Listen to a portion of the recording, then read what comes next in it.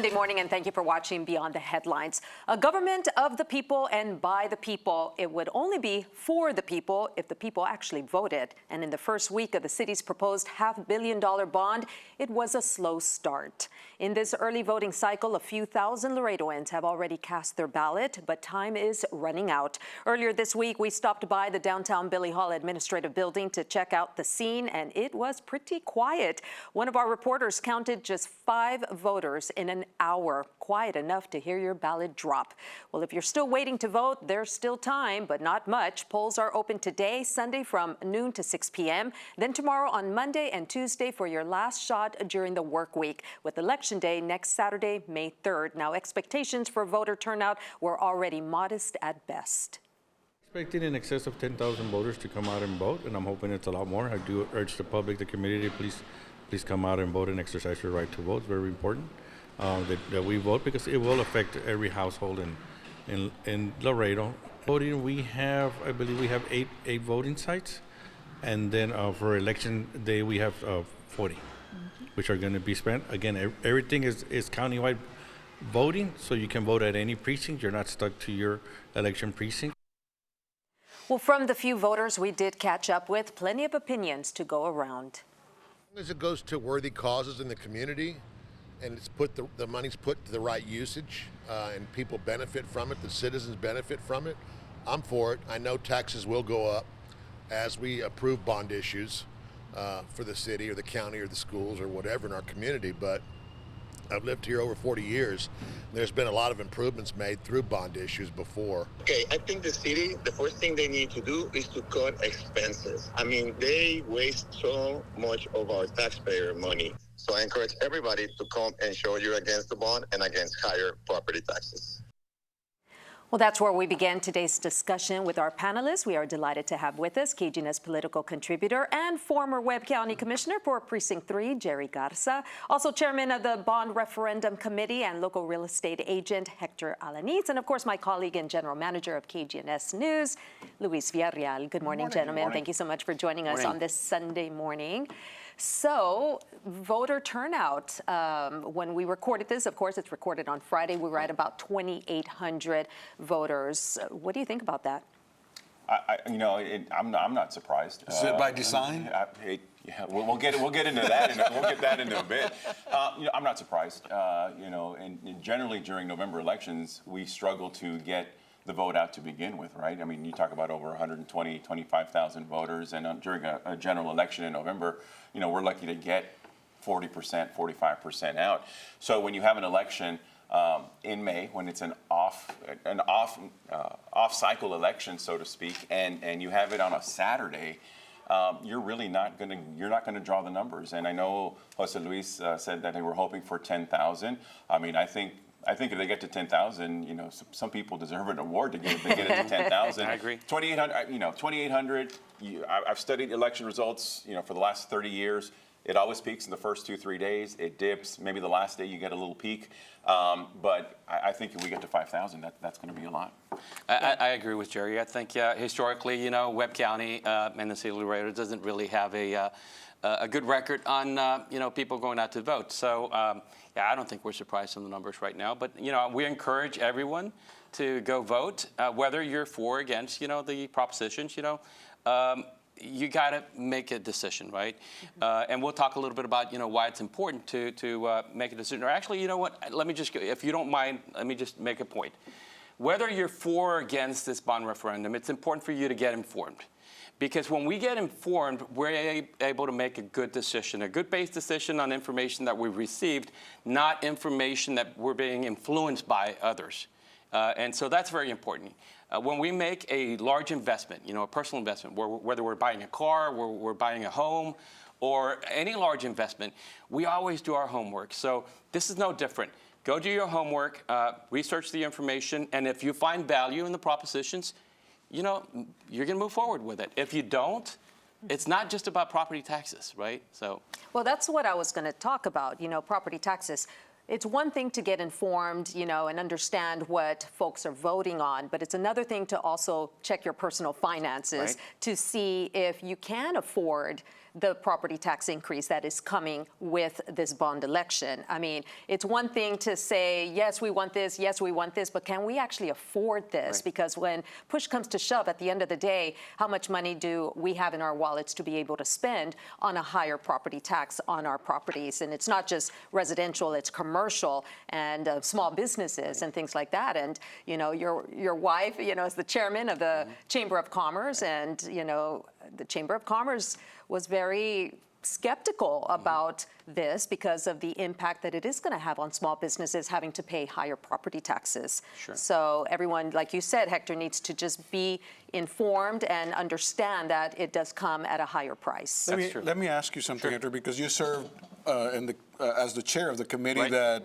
I don't know how to put it, that wrote this or that recommended this. We're the You're the one that is we're doing this. we were the advisory committee that made the recommendations to City Council, and we were told from the get-go, your job is to basically make recommendations based on the presentations from the city departments, right? Right, so the departments right. made presentations to you and said, Correct. this is what we would need, this is what our needs What we are. want. That's Yeah. correct. And then you guys kind of said, okay, well, out of all this stuff, and it went through several steps of. It did. Yeah, now we're going to take this off or Right. add this or whatever. Yes.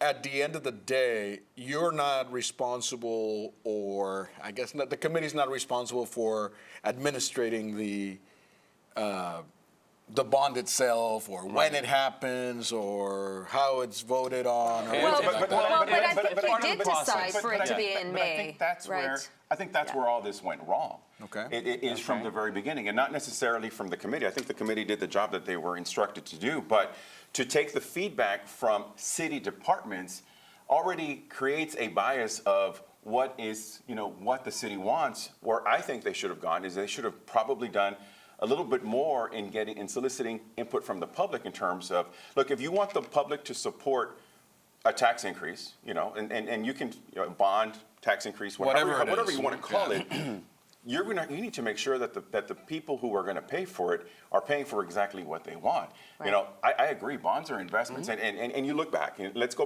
back. I'm going to go all the way back into the mid-'90s when the city, and that was really one of the last times that they did the huge bond, when we ended up with the public library, we ended up with the new airport, we ended up with all these community centers, we ended up with that was a time of tremendous growth for our community. I don't remember the amount of the bond, but it passed, and we ended up with all of these nice things in our community. They went to the public and got the feedback from that, and it passed.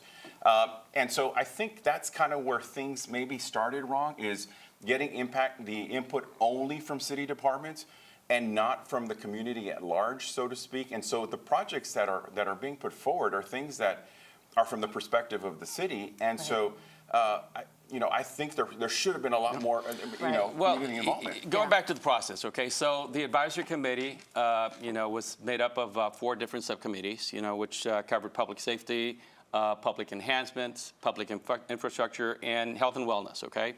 The advisory committees met, they met with departments. We listened to recommendations. The recommendations were then going to be forwarded over to the city council, and then they're going to be the ones who would decide what proposals are going to move forward to the elections. Ultimately, the voters are going to decide, okay? Ultimately, the voters are going to decide. And we'll talk about the taxes. I've got some information, really valuable information, and some websites that you can go into to get the information I'm going to talk about. But I want to talk about the tax rates. I want to talk about what other cities are doing, and specifically, how bond referendums are used. I want to talk about those 2 things. And then I also want to talk, I know we're on limited time. I wish we had more than 30 minutes, but I also want to address some of the concerns that the opposition has. So very important, and there's nothing wrong with having opposition to any proposition, right? It's good to be informed. It's good to debate the issues, and then that way we make an informed decision. Ultimately, the voters decide. The decision or the idea to separate the bond into the 4th, is that decided at the beginning, or was it part of the process to? Because you can actually vote for one and against another, correct? That's true. That is correct. Which I don't think that has been given enough voice out there, because it's not an all or nothing thing. Right. You could say, you know what, I'm support Proposition A, but I don't support Proposition C or whatever. I don't think people are aware of that. I think both both the pros and the cons are making this an all or nothing thing, and it's not. And I think it's important to know that, you know, if your streets are paved and you don't think they need to be repaved, maybe you can vote that one down. I mean, I don't know. Well, I did say it in the story that I did. It is not an all for nothing. You can't just, you know, choose and pick the ones you did. You did that as an informative piece here. Yeah. I'm saying the effort that's being put forth by the city does not say that. Yeah. The Well, information. I'm sure it's because they want everything to be passed. Well, I So- understand that, but even on the opposition side, they're not saying, hey, you know what, we support this one, but not that one, or at least think about it. Hindsight's 20/20, and I think Jerry and I can talk a little bit about this, okay? But you know, could there have been some, you know, other changes where instead of maybe having 4 propositions, we have 6 or 7 or 8, maybe dilute a little bit. Well, why do you and think like in public safety, maybe divide the fire safety and police. law enforcement. Why Yeah, do you think can. that you all weren't directed in putting something that, you know, people would consider, I mean, for lack of a better word, just fun stuff? It just seems like everything on the proposition is, like you said, it's very Yes. city-oriented. It's kind of, I heard it being described the other day as doom and gloom and nothing fun, you know, throw in a water park, throw in a couple of rec centers, throw in, you know, anything That's that... a good point. We already passed the water park. Yeah. We haven't spent it And we yet. didn't, no, I'm sure we spent the money. We just spent it on other stuff. So on the water But- park issue, you know, the water park issue has been studied. It wouldn't bring revenue to the city, and it would be very costly for the city to operate. It would bring a lot of fun, One though, other to question. the city. It would, but here's my point, Mindy.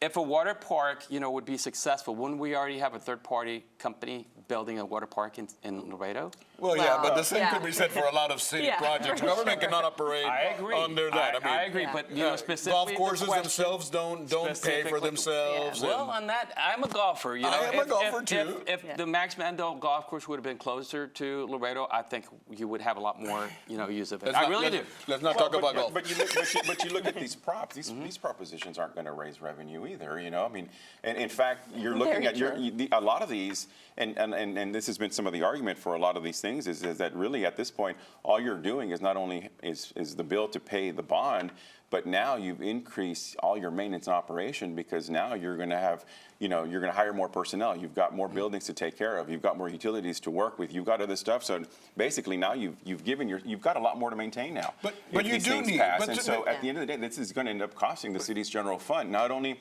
on the bond side to be able to defease the bonds, but also to now keep up with all of the stuff that. But to I Hector's point, also. I think some of these situations could be isolated because if the city's growing and we don't have a fire station That's right. ready, close enough to where you live, the day your house goes on fire or your warehouse on fire and it took 15 extra minutes to get there, you're going to say, why don't we have something closer, That's right? true. And so these are not wish lists. You know, a lot of people, you know, especially on the opposition, have said this is a wish list. It's not a wish list. It's a needs list. Okay, and each proposition, if you go to the City of Laredo, to the bond referendum site, you'll see, you know, what is being proposed and why we need this particular, you know, things like public safety, you know, 3 fire stations. The law enforcement community of the police department is in an outdated facility. They don't fit any longer. And so this is not a wish list. They're needs for the community, okay? Okie doke. Well, on that note, we're going to take a quick break, but we're going to continue the conversation right afterwards. Stay with us.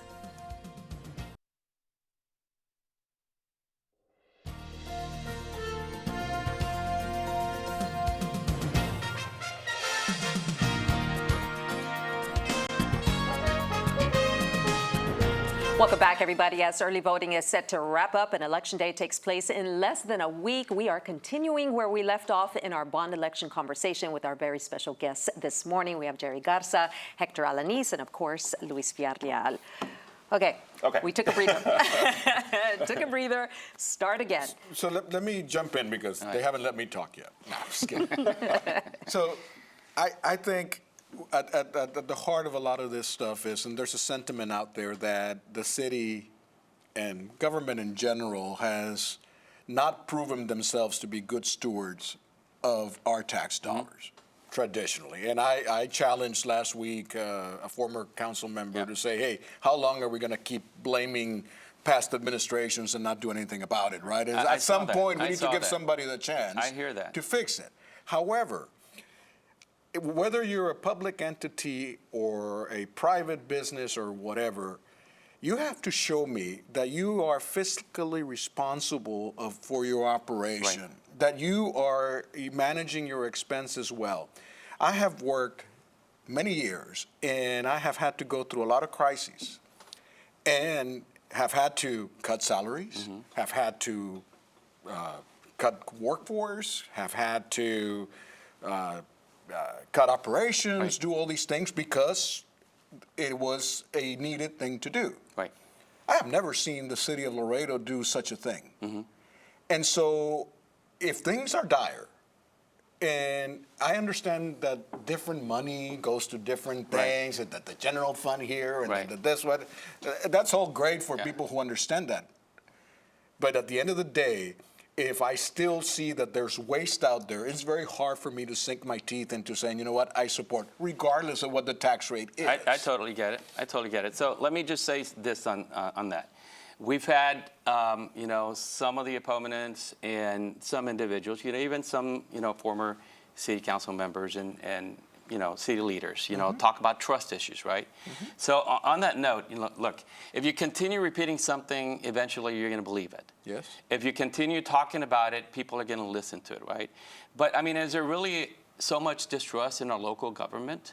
I'm not sure about that. I mean, our current rating, credit rating for the city of Laredo is AA+, and that's really good. So they're Does this mean we're good at paying back our debt? good, but also they've been awarded 34 years in a row. They've been awarded an award for 34 years on accountability reports that are sent in, you know, for audit purposes, for review. And so, you know, are there some, you know, discretionary projects, you know, that kind of get aligned or too expensive? Possibly so. I think But we always end up talking We about do. capital improvements, and that's not the point I'm trying to make. Okay. The point I'm trying to make is an administration itself. What I'm trying to say is departments being bloated. Okay. In discretionary funds that are given discretionary to I understand that too. council so- members every year. Yes. 1 year, $1 million each. That's $9 million because the mayor got $1 million too. I We could have agree put with that $9 million in the and so that's- proposition I to agree pay with for the that too. Hamilton I Hotel do. for $10 million. And, you know, I mean, the distrust, you know, talk to, you're in the real estate true, business. Talk to the developers out there. See how happy they are with the way the city has operated over the last 30 years. Obviously, there's some issues there that you know, we can and so debate some of the time, but all yes, of those you're right. things come into play. And kind of back to the point is you know, people have. I think the things that are on the ballot are not necessarily bad things. They're You know, not. they're not. By any stretch of the imagination. 100% Because agree. you can make an argument that a lot of these things are good. But when the process leading up to what you're asking for is tainted and perception is reality, it's going to be very hard to pass anything because everything leading up to that has been stained or has been tainted. And so anytime you're going to have that, whatever you put in front of the voters is going to be problematic. And just to that end, Jerry, they gave themselves a pay raise just last year. So you give yourself a pay raise, but now you need to up taxes because you don't have enough money to pay for your projects. All right, so we're talking about $180,000 compared to a multi-million-dollar annual budget. But it's not just that, it's so much I other do agree, things. but you know, look, there's accountability, and not all the council members were in favor of that raise either. Absolutely. So I feel good about, you know, the But it's still passed. But I understand. But I feel good about, you know, there's some city council members that are not totally in favor. It's not that they're not in favor, like Jerry said, of the fact that, you know, these are needs for the community. They understand that. Some of them talk about fiscal responsibility, as you mentioned, Luis. But I'm glad that we have, you know, some people that, you know, are willing to debate the issues, especially in city council right now. You know, the fact that we have other organizations that are always kind of keeping an eye out, making sure that our city and our county are being fiscally responsible, those are good things. And I like that because that's checks and balances. But is there anything to a level where there's really been truly mismanagement of funds from the city? I don't see that. I can talk about a case on the Mines Road right now that was mismanagement. Let me just say this also before we get into it. You know, you have something that's good. If passed, is going to affect everybody. Right. You know, whether you own property or not. You know, you know, when you own property, because if you don't own it, you're renting it from somebody or leasing You're still paying for it. You're still Right, paying for it, right. right? So everyone is going to get affected from this. I really would have hoped that they would have put this in an election cycle where you would have been able to maximize the voter turnout so that you'd have the biggest representation of the people going out to vote to be able to see if, you know, true representation of this is supported or not. You have it in May, in an off-cycle calendar year, when 2,800 people, as of that's the moment we're recording, have voted. And you've got groups, and it's grouped, you know, to where, you know, you're going to get a push to support a lot of this. I mean, you've got a lot of contractors. You've got people who are going to get contracts who are really going to benefit from this. You have associations that are, you know, obviously have interest in this also. You can I mean, for lack of a better word, you can manipulate the election. Right. If you look at the bonds that have passed and failed, they've all been in November. Prop A, Convention Center. Prop B, which was a one passed, one failed, it was in November. The Webb County Jail that went on, it was in November. It failed. You look back at you know, the ones that have, you know, a lot of the props are in November. Right. Why did this one have to be in May? Right. You know, we can change that. I mean, why not have the next bond referendum that we have in the next 2 or 3 years, especially if this one fails? Why not schedule it on the general election? And I would argue that you might even have a better shot at passing it in November than not. But again, this is going to, and I think it's very disingenuous also on the education part to say it's only, you know, $16 to $27, whatever the number is per 100,000. We're both realtors. I would love to find a property for $100,000, right? The reality is you're going to get hit for every 100,000, that amount of money times 12 for the entire year. And then appraisals. You know, you're going to get hit with that. And so the average person, you watching right there, are getting it here. You're getting hit here, you're getting it here. And the tariffs and the high grocery prices. And, you know, all the major investment banks have given the odds of a recession greater than 50%. You know, it's just one thing on another and another, and we're putting it on the backs of everybody who's watching right now. Yeah. And again, it's not the proposal. They're not bad. But it's not that. What are the options? Let's just wait. So what happens if we wait? If we wait, we already know this. What's happening to the cost of cars, the cost of homes, everything's going up. But at that the cost point, of this developing the needs of the community, it's a growing city. No, but at that Laredo's point, growing. Hector, then the city will be forced to tighten their belt and look at the waste and look at efficiency. Where there's and no cut reason the for, budget. there's no reason for us to ask them to already do that. Well, there's no reason.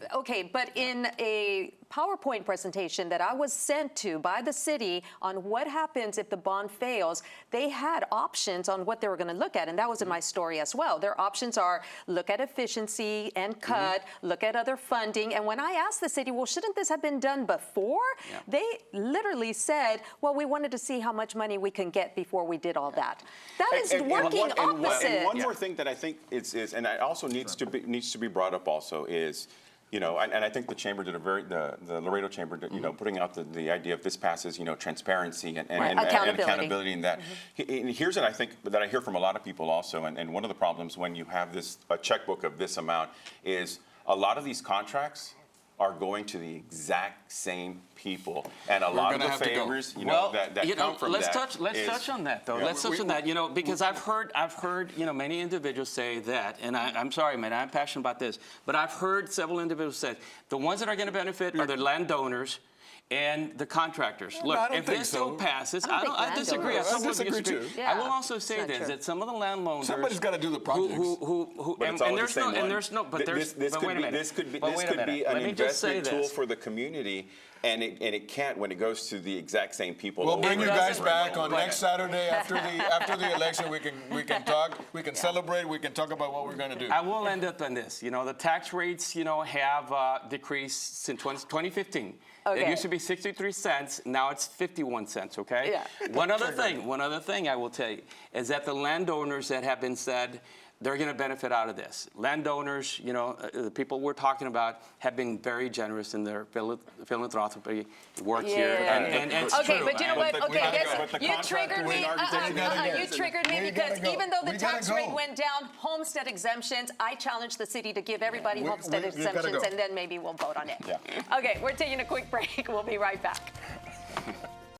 Welcome back, everybody. Thank you for sticking around with us in this very lively conversation that we had. We apologize that we had to interrupt the conversation, but our time is coming up. So, we just want to encourage everybody to go out and vote. Today, there's voting. Monday, Tuesday, Election Day is on Saturday. Go vote, people. Yeah. Go Get vote. informed, go vote, whether you're for it or against it. Yeah.